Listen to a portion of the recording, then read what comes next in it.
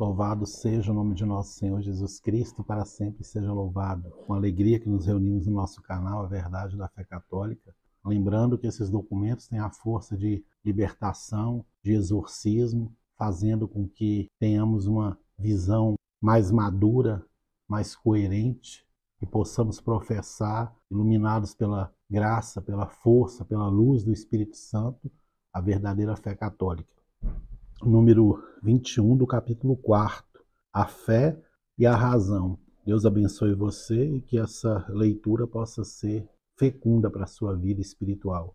A Igreja Católica sempre acreditou e ainda crê que existem duas ordens de conhecimentos distintos, não somente pelo seu princípio, mas também por seu objeto. Pelo seu princípio, porque em um conhecemos com a razão natural e no outro com a razão divina. Pelo objeto, porque, além das verdades que a razão natural pode compreender, é-nos proposto de ver os mistérios escondidos em Deus, que não podem ser conhecidos senão revelados do alto. Eis aí o motivo pela qual o apóstolo, que também testemunha que Deus foi conhecido pelos pagãos através das coisas criadas, quando fala da graça e da verdade provenientes de Cristo, declara: ensinamos a sabedoria de Deus, misteriosa e oculta, que Deus, antes dos séculos, de antemão destinou para a nossa glória. Nenhum dos príncipes deste mundo a conheceu. A nós, porém, Deus a revelou pelo Espírito, pois o Espírito sonda todas as coisas, até mesmo as profundezas de Deus. E o mesmo unigênito bendiz o Pai, porque escondeu essas coisas dos sábios e inteligentes e as revelou aos pequeninos. Eu gostaria, com a sua permissão, novamente ler e trazer também as citações bíblicas, quando trouxemos em alguns vídeos anteriores que a verdadeira intérprete da palavra de Deus é a Santa Igreja Católica. Nós, dentro desse documento, de todos os outros que nós trouxemos, são muitas citações bíblicas, onde se projeta luz sobre os ensinamentos da Igreja. A Igreja Católica sempre acreditou e ainda crê que existem duas ordens de conhecimento, distintos não somente pelo seu princípio, mas também por seu objeto. Pelo seu princípio, porque em um conhecemos com a razão natural e no outro com a razão divina. Pelo objeto, porque, além das verdades que a razão natural pode compreender, é-nos proposto de ver os mistérios escondidos em Deus, que não podem ser conhecidos senão revelados do alto. Mesmo tendo esses dois caminhos, essas duas vias, a natural e a divina, a natural não é possível de alcançar os mistérios de Deus, é possível reconhecer que Deus existe. E se você não se serve dessa possibilidade de, através da criação, alcançar a Deus, isso será motivo de condenação, porque ninguém terá desculpa diante daquilo que foi criado. É possível conhecer a Deus, mas não conhecer e ficar parado diante da criação, mas através da criação, como um trampolim, eu me unir a esse Deus criador e aceitá-lo também como meu Senhor, como ele já ensinou nos primeiros números desse documento. Porque, além das verdades que a razão natural pode compreender, é-nos proposto de ver os mistérios escondidos em Deus, que não podem ser conhecidos senão revelados do alto. Eis aí o motivo pela qual o apóstolo, que também testemunha que Deus foi conhecido pelos pagãos através das coisas criadas. E essa citação bíblica, a segunda vez que a Constituição Dogmática Dei Filhos cita Romanos 1:20. Desde a criação do mundo, as perfeições invisíveis de Deus, o seu sempiterno poder e divindade, se tornam visíveis à inteligência por suas obras, de modo que não se podem excusar. E aí, quando São Paulo aos Romanos, capítulo 1, versículo 20, diz: desde a criação do mundo, as perfeições invisíveis de Deus, o seu sempiterno, quer dizer que dura ou vive sempre, eterno, perene, infinito, o seu sempiterno poder e divindade se tornam visíveis. O poder de Deus se torna visível pela sua criação. O seu sempiterno poder e divindade se tornam visíveis à inteligência por suas obras, de modo que não se podem excusar. Esse excusar quer dizer conceder perdão, tolerar, desculpar. Então, aqueles que não buscaram a via espiritual depois de contemplar pela via da razão a grandeza daquele que é o Criador, não tem desculpa, não tem perdão. Eu estou criando uma playlist com os documentos separados. Você vai lá e escolhe um documento de um Papa e todos os vídeos referentes àquele documento vão estar organizados na playlist. Você tem a oportunidade de ter acesso sobre o tema Sacramento do Matrimônio. Não se preocupe com a ordem. O que você puder investir o seu tempo para assistir será um conteúdo riquíssimo. Quando fala da graça e da verdade proveniente de Cristo, declara. Aí ele nos remete para João, capítulo 1, versículo 17. Pois a lei foi dada por Moisés, a graça e a verdade vieram por Jesus Cristo. Ensinamos a sabedoria de Deus, misteriosa e oculta, que Deus antes dos séculos de antemão destinou para a nossa glória. Nenhum dos príncipes deste mundo a conheceu. A nós, porém, Deus a revelou pelo Espírito. Nenhum dos príncipes deste mundo a conheceu. A nós, porém, Deus a revelou pelo Espírito. Quantas pessoas que teriam tudo para conhecer a verdade e não conhecem, se fecham, e quantas pessoas que não teriam condições, mas pela simplicidade, acolhimento, humildade, são alvo da graça de Deus e têm o entendimento aberto. Isso é uma graça de Deus. Quantas vezes eu vejo num comentário, olha, eu sou dona de casa, mas eu tenho entendido claramente esses ensinamentos dos papas.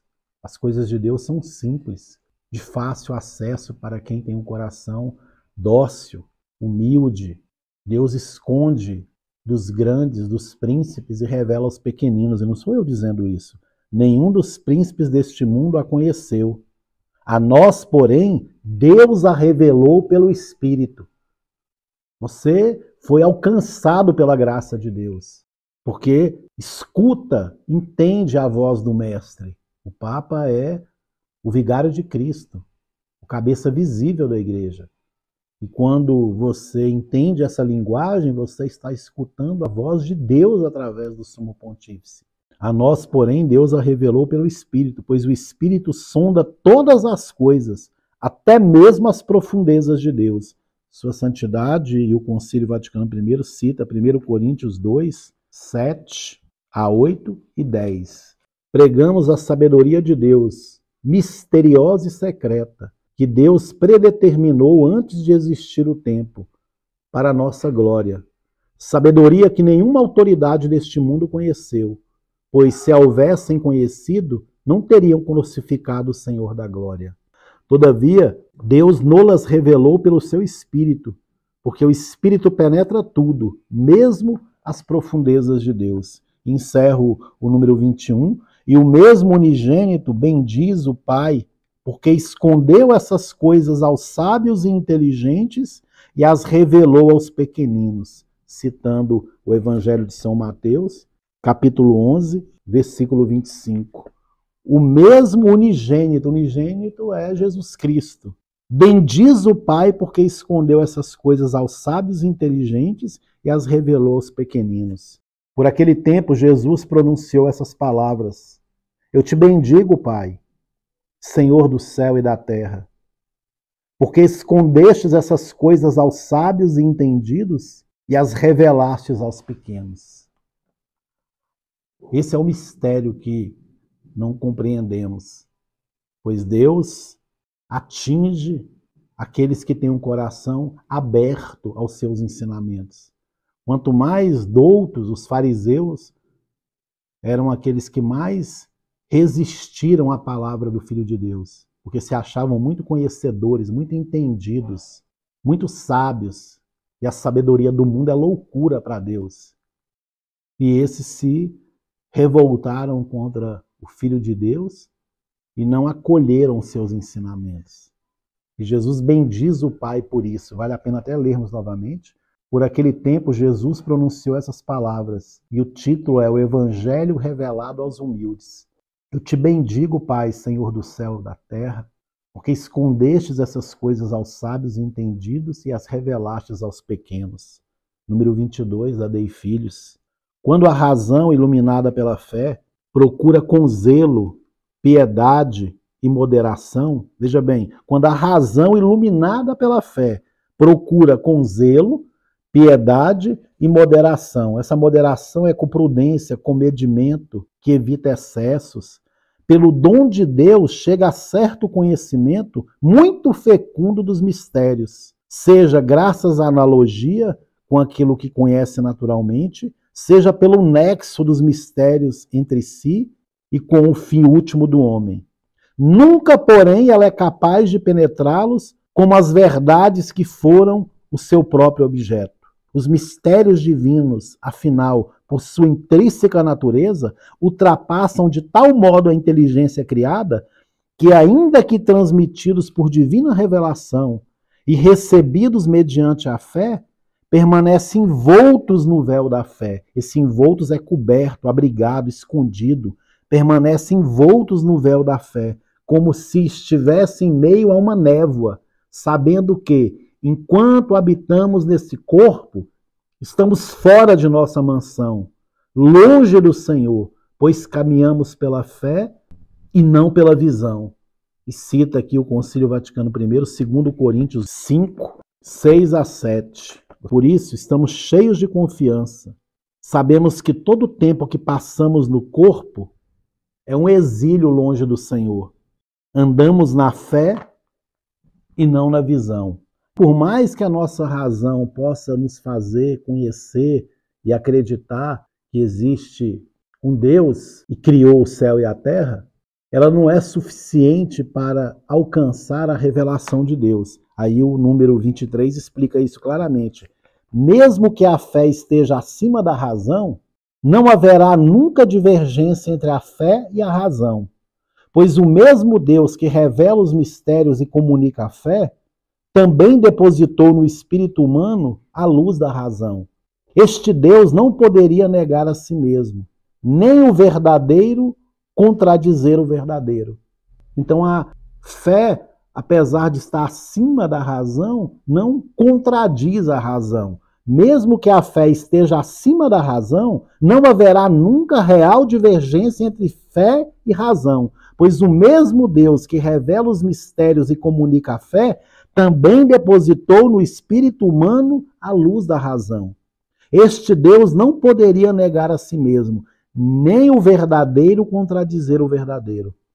Essa inconsistente aparência de contradição nasce especialmente do fato de que os dons da fé não foram compreendidos e expostos segundo o pensamento da igreja. Veja bem, os dons da fé não foram compreendidos e expostos segundo o pensamento da igreja, ou que opiniões falsas foram trocadas por conclusões racionais. Nós definimos então que todas as afirmações contrárias à verdade, atestada por uma fé iluminada, são, sem dúvida, falsas. Aqui a igreja já está condenando aqueles que se dizem iluminados e ensinam diferente daquilo que a igreja sempre ensina. Vou ler novamente para você entender.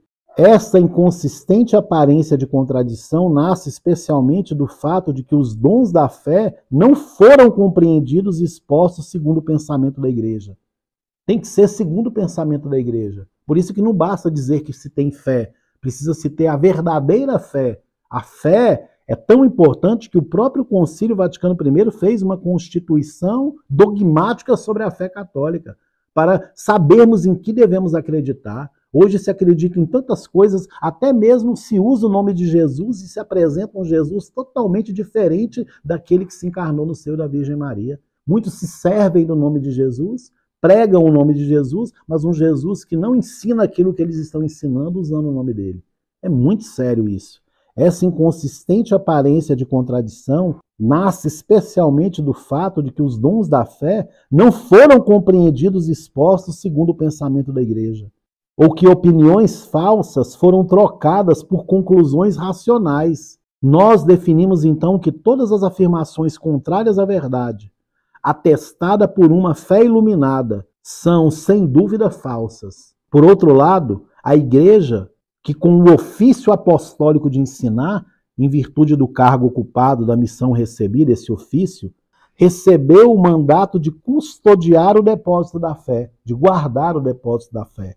Também recebeu de Deus o direito e o dever de proscrever a falsa ciência. Esse proscrever é banir, impedir, expulsar, afastar aquilo que é uma falsa ciência. E o concílio cita 1 Timóteo, capítulo 6, versículo 20. Ó Timóteo, guarda o bem que te foi confiado, evita as conversas frívolas e mundanas, assim como as contradições de pretensa ciência. Então muitos explicam muitas coisas, ensinam muitas coisas, mas o básico não é ensinado, que é a verdade católica. Fazem 1000 análises por vãs filosofias que não têm a graça da força do Espírito Santo para dar um entendimento para as pessoas, para que ninguém seja enganado por vãs e falaciosas filosofias. Cita Colossenses 2:8. Estais de sobreaviso. Todas as citações bíblicas que eu estou trazendo foram citadas pelo documento Dei Filhos.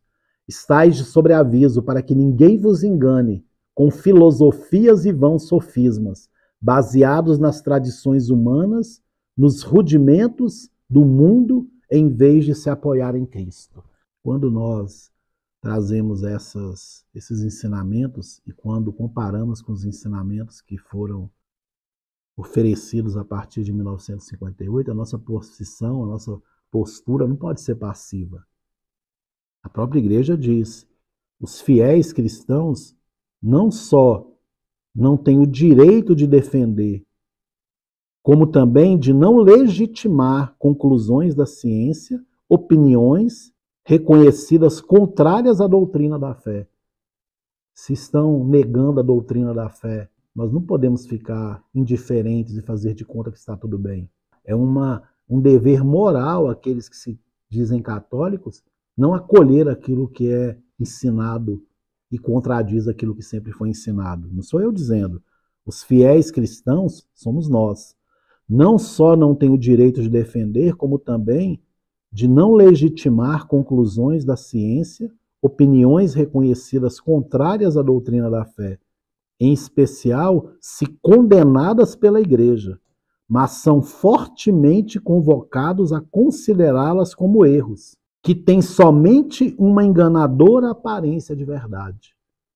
São fortemente convocados a considerá-las como erros, que têm somente uma enganadora aparência de verdade.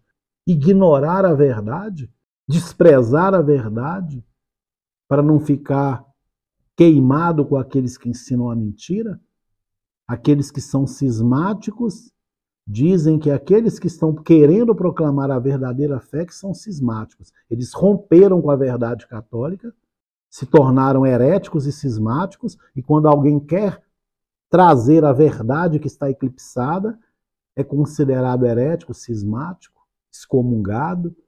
É uma graça ser excomungado por essa igreja conciliar luciferiana. É um presente de Deus.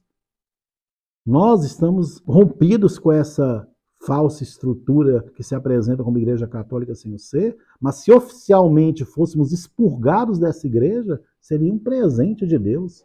Bem-aventurado quando os homens vos rejeitarem por causa de mim. Será grande a vossa recompensa no reino dos céus.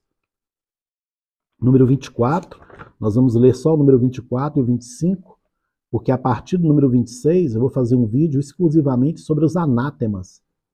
Eles vão dizendo aquilo que precisa se acreditar, crer, e os que não acreditarem, crerem, aceitarem essas verdades, anátemas, são os decretos de excomunhão do documento Dei Filhos. E não apenas a fé e a razão nunca podem estar em contraste entre si, mas também podem ajudar-se mutuamente. A reta razão, afinal, demonstra os fundamentos da fé e, iluminada por sua luz, pode cultivar a ciência das coisas divinas. A fé, ao invés, livra e protege a razão dos erros e a enriquece de múltiplos conhecimentos. Por isso, a igreja, longe de opor-se ao estudo das artes e das disciplinas humanas, favorece-as e promove-as de todos os modos. Ela, afinal, não ignora nem despreza as vantagens que daí derivam para a vida dos homens. Também reconhece que elas, provenientes de algum modo de Deus, Senhor das ciências, podem conduzir a ele com a ajuda da graça, se usadas como se deve. Certamente não proíbe que tais disciplinas, cada uma no seu âmbito, utilizem princípios e método próprios.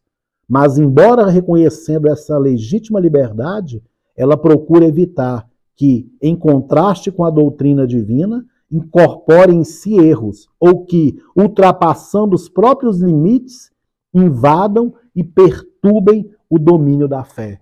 Por isso, a igreja, longe de se opor-se ao estudo das artes e das disciplinas humanas, mas as disciplinas humanas foram colocadas acima das disciplinas divinas.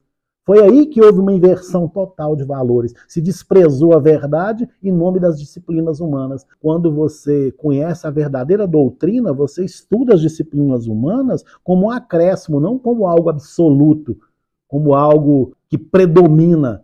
A hierarquia de valores é a disciplina divina.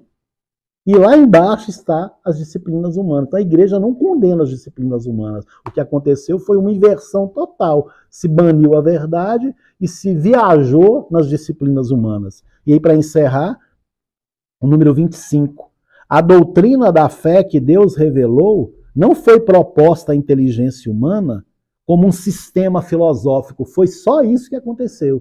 Os padres de 60 anos para cá são formados unicamente num sistema filosófico humano. Não foram formados para serem pastores de almas. Foram formados para serem bastardos, infelizmente.